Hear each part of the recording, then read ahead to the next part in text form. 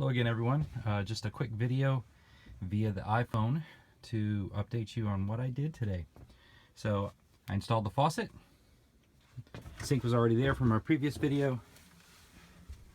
Installed the water pump, and that was fun trying to get the tubing all figured out, but thanks to the wonderful people at Home Depot, got that done.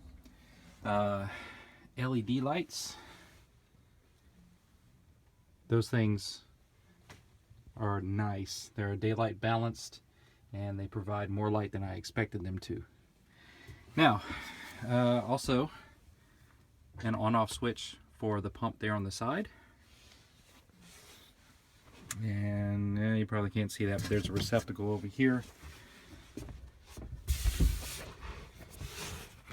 Here are my 12 volt receptacles. One there for USB charging. And let's give the pump a try, although I've already been trying it. Pretty nice flow. The pump is somewhat noisy, but nothing that I can't deal with.